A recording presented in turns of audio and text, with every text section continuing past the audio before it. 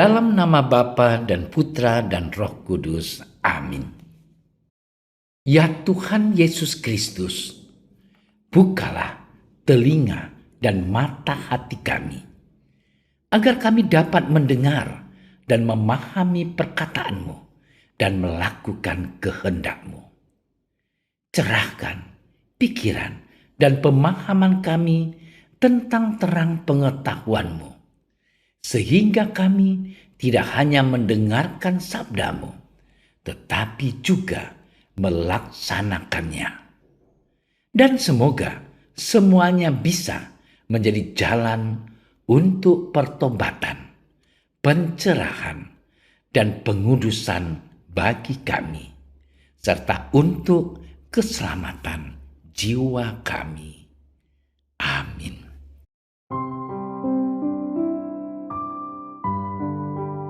Ketika Yesus dan murid-muridnya turun dari gunung, para muridnya bertanya kepadanya, "Kalau demikian, mengapa ahli-ahli Taurat berkata bahwa Elia harus datang dahulu?" Jawab Yesus, "Memang Elia akan datang dan memulihkan segala sesuatu. Dan aku berkata kepadamu, Elia sudah datang. Tetapi orang tidak mengenal dia dan memperlakukannya menurut kehendak mereka. Demikian juga Anak Manusia akan menderita oleh mereka." Pada waktu itu mengertilah murid-murid Yesus bahwa ia berbicara tentang Yohanes Pembaptis. Demikianlah sabda Tuhan. Saudara-saudariku yang dicintai Tuhan, kedatangan Yesus Sang Mesias, penyelamat umat manusia, sesungguhnya sudah dinubuatkan oleh para nabi dalam Perjanjian Lama.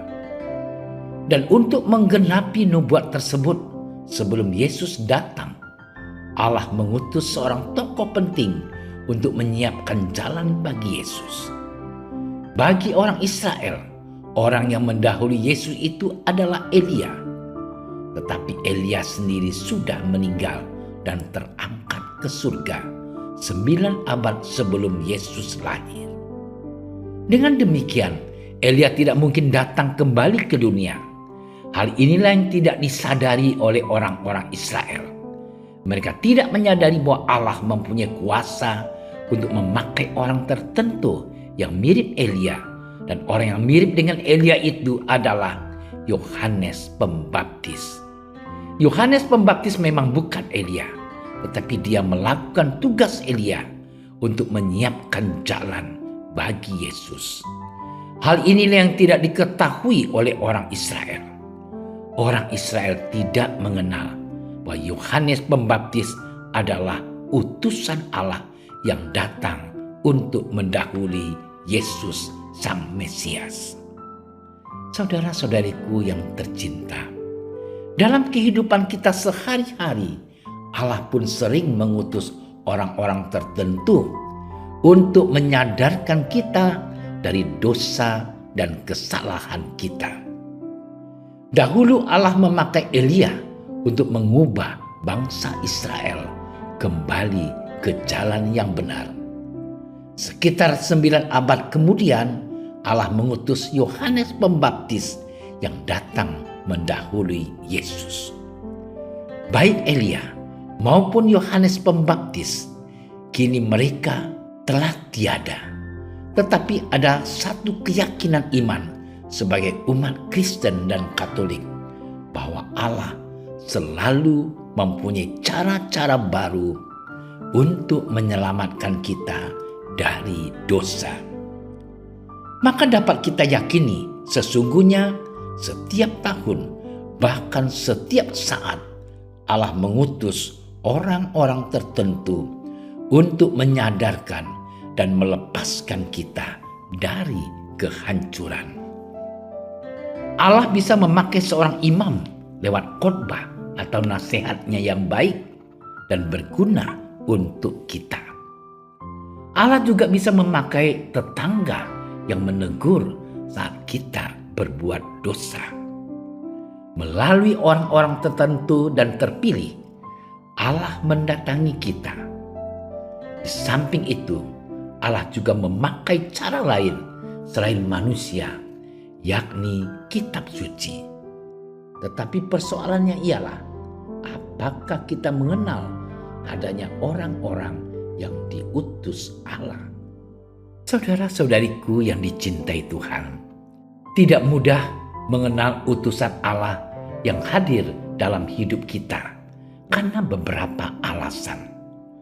Pertama, hati manusia yang tertutup. Hati manusia yang sudah tertutup akan sulit untuk mengenal seseorang sebagai utusan Allah.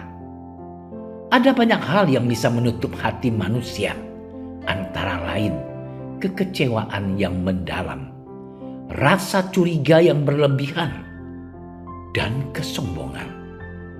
Orang yang sudah sangat kecewa akan sulit melihat kehadiran Allah. Orang yang bersikap curiga berlebihan sulit untuk percaya. Orang yang sombong merasa bahwa tidak ada orang lain sebaik dan sehebat dirinya. Celakanya, hanya manusia itu sendiri yang berhak membuka pintu hatinya. Allah tidak pernah memaksa kita untuk membuka pintu hati kita. Kedua, pengaruh dosa. Dosa yang terus-menerus kita lakukan dapat membutakan mata batin kita. Akibatnya kita sulit untuk mengenal orang-orang tertentu yang dipakai oleh Allah untuk menyelamatkan kita. Apakah selama ini kita sudah berusaha untuk mengenal orang-orang yang diutus oleh Allah guna menyelamatkan kita dari dosa-dosa kita?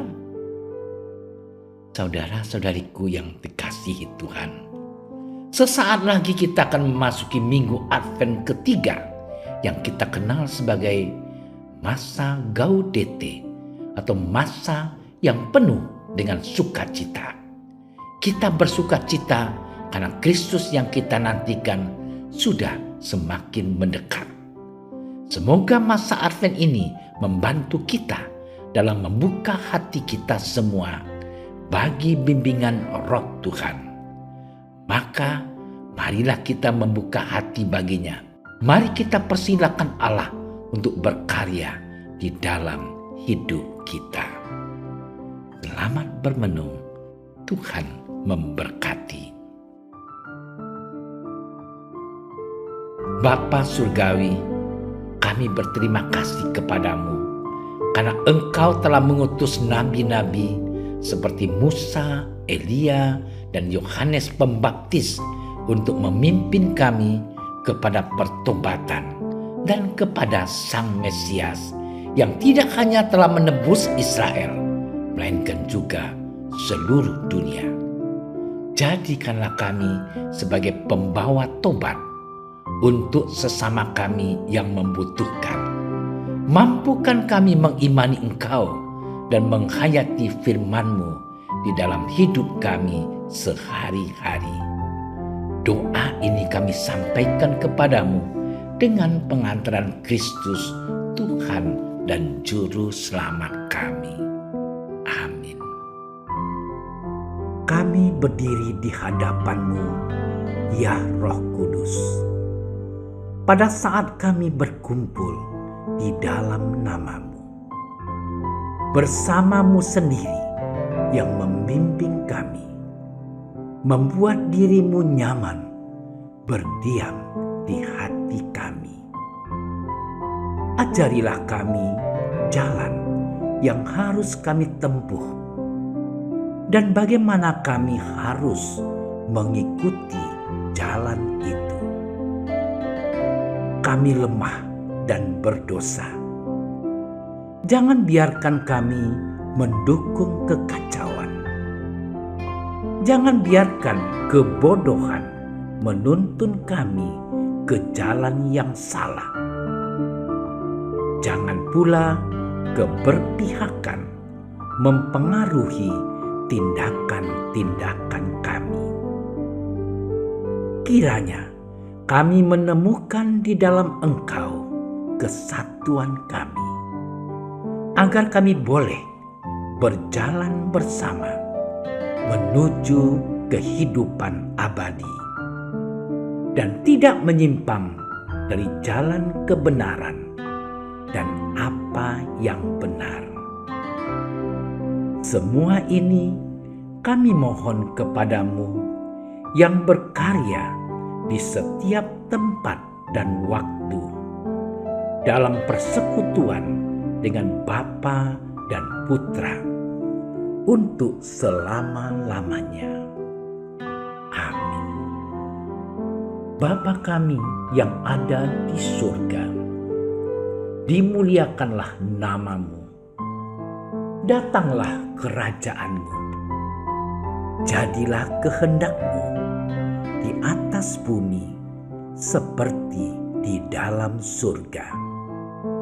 Berilah kami rezeki pada hari ini, dan ampunilah kesalahan kami, seperti kami pun mengampuni yang bersalah kepada kami. Dan janganlah masukkan kami ke dalam percobaan, tetapi bebaskanlah kami dari yang jahat. Amin. Salam Maria, penuh rahmat, Tuhan sertamu. Terpujilah engkau di antara wanita, dan terpujilah buah tubuhmu Yesus. Santa Maria, Bunda Allah, doakanlah kami yang berdosa ini, sekarang dan waktu kami mati. Amin. Kemuliaan kepada Bapa dan Putra dan Roh Kudus, seperti pada permulaan, sekarang, selalu, dan sepanjang segala masa. Amin. Dalam nama Bapa dan Putra dan Roh Kudus. Amin. Terima kasih sudah menyaksikan renungan hari ini. Jangan lupa like, subscribe, dan aktifkan tombol loncengnya agar Anda yang pertama mendapatkan notifikasi updatean renungan harian dari Komsos Keuskupan Padang. Dan bagikan ke sosial media agar saudara-saudara kita dapat mendengarkan dan merenungkan firman Tuhan.